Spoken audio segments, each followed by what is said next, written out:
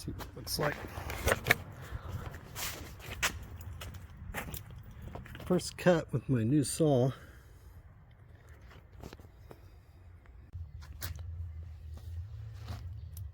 I just bought this. This is the cheapest track saw that I could find. It's a EASTVOLT 6.5 inch blade. It's a 9 amp motor. I tested it with a watt meter. It actually pulls about 11 amps. I was trying to figure out who made this, and just today I found out that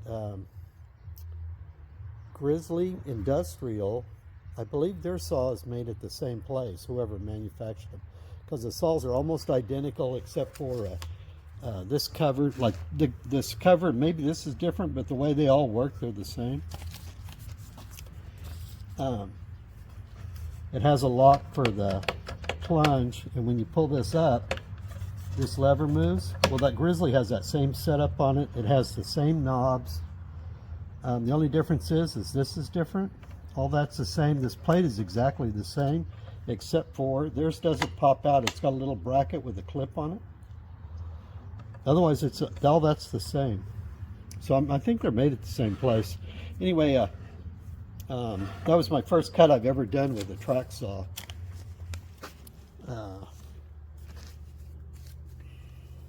Then, if you listen to it, I don't imagine this would be really good for cutting hardwood, especially thick hardwood. So it's probably good for plywood and pine, and maybe hardwood if it's not over 3/4.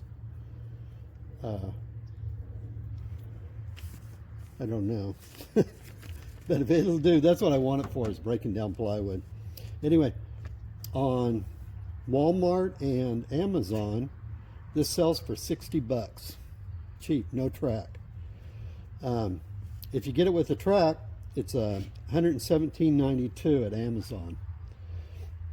And if you want another track, you can get one off of eBay for, those are 55 inch tracks. If you want another track, you can get one off of eBay for $51.38. I opted to use the wind tracks, and after I got them, it wouldn't fit, so I had to machine off here.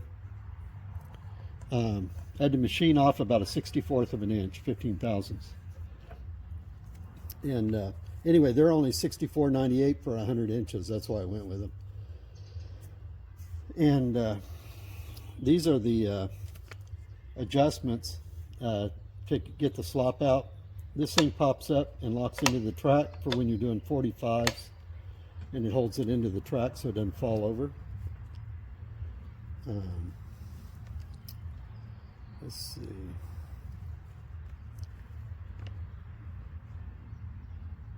The wind saw is $116.99 at Walmart and Amazon, and then you have to buy the tracks for it.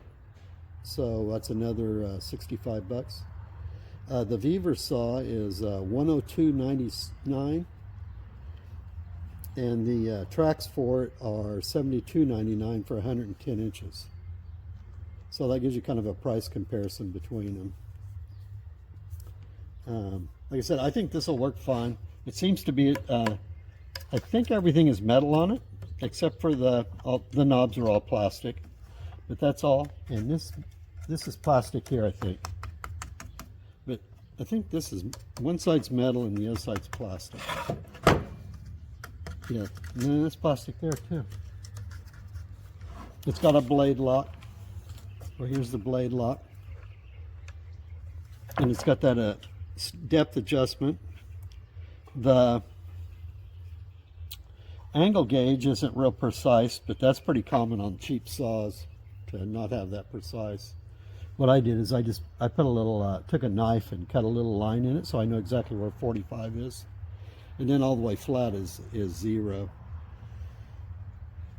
It's also got, it's got a place where you can put a 5/16 rod in here out to a rip fence if you want to use it like on something that's really long, maybe rip in 2. So you can make a rip fence for it just out of 5/16 rods and a flat plate or board. The cord's a little stiff. I mean, it's okay though, you know, not very long. But for the cheapest saw, that's the cheapest one that I've seen, and it's cheaper than the Win. The blade seems okay. You can see it kind of, the bottom side cut really smooth. And it's not too bad on this side either, just the one on the outside.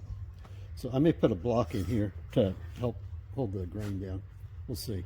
There's a place where I can put screws right here and put a block.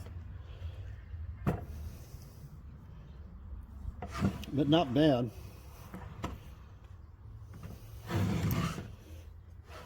Not many, the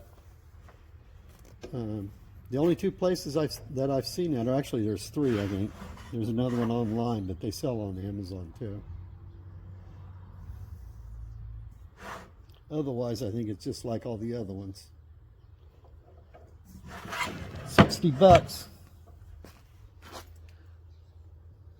See ya.